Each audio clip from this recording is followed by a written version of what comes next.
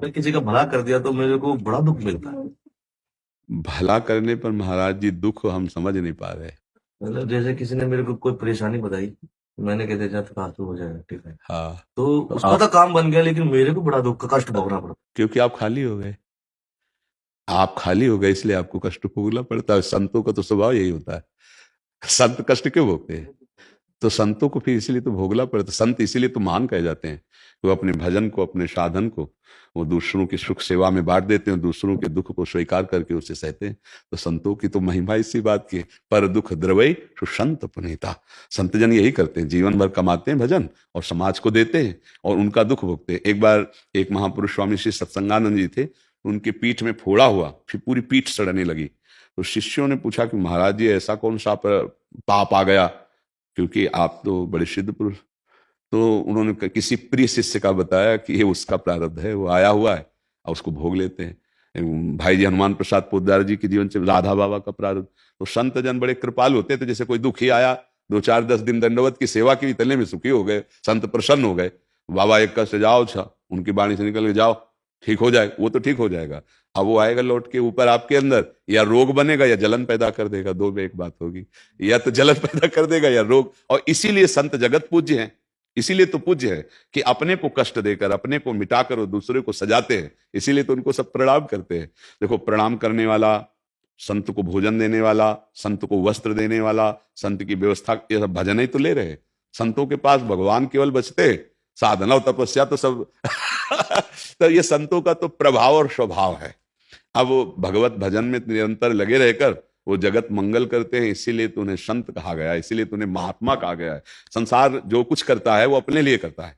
और सही पूछो तो संतों की प्रत्येक चेष्टा जगत मंगल के लिए है। वही संत है जो जगत मंगल के लिए प्रत्येक चेष्टा करता है, समाज के लिए प्रत्येक चेष्टा करता है। हमारा तप, हमारा भजन, हमारा ज्ञान, हमारे ऊपर जो कृपा है वो सबके लिए है। सब उसको पाओ, सब उसमें आनंदित रहो, इसी को तो संत कहते हैं। तो ये तो महाराज आप संतों का स्वभाव ही है, इसमें तो क्या। और ये तो अपने लोग भोगने के लिए तैयार ही है कि हमारा समाज सुखी रहे, हमारे जगत में मंगल हो और हमको जो दंड मिले सो मिले, किसी को दुख न हो। सब संतों का ही भाव रहता है, चाहे वो किसी भी संप्रदाय के संत हो। जो संत हैं उनका हृदय ऐसा होता है, जैसे माँ अगर बच्चे को पीड़ा है तो माँ क्या चाहेगी कि हमको भगवान कष्ट दे दे लेकिन मेरा बच्चा ठीक हो जाए। ऐसे संत जल होते, वो ये होते कि बस इतने में प्रसन्न हो जाते हैं महाराज।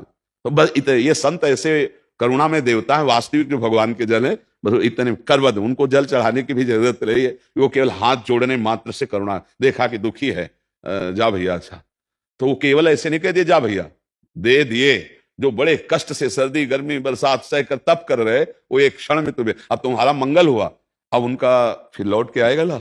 देखो एक प्रसंग आता है महाप्रभु चैतन्य देव का। जगाई मधाई नाम के दो बड़े ऐसे आचरण हिंता करने वाले, पाप करने वाले जन थे। जब महाप्रभु ने उनको स्वीकार किया तो गंगा जी में खड़े होकर के कहा, संकल्प करो अपने पूरे जीवन के पाप हमें दो। वो घबरा गए, उन्होंने कहा नहीं नहीं, बोले तुम दो हमें।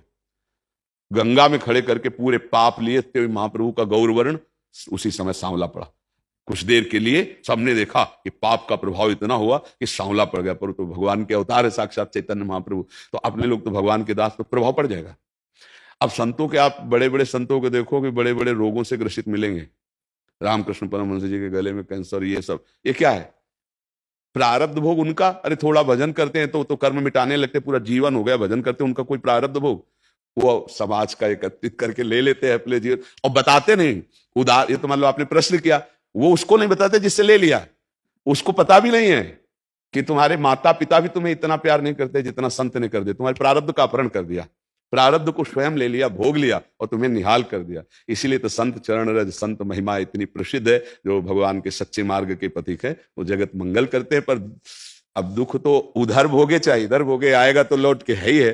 तो अब अपने लोग बहादुर भगवान के मार्ग के प्रतीक है, इनको भोगते चलें और कमाई करके इनको देते चले। जैसे पिता कमाता है पुत्र आनंद लेता है, ऐसे ही संत जन, सच्ची मानिए, अगर संत हैं तो आप सुरक्षित हैं।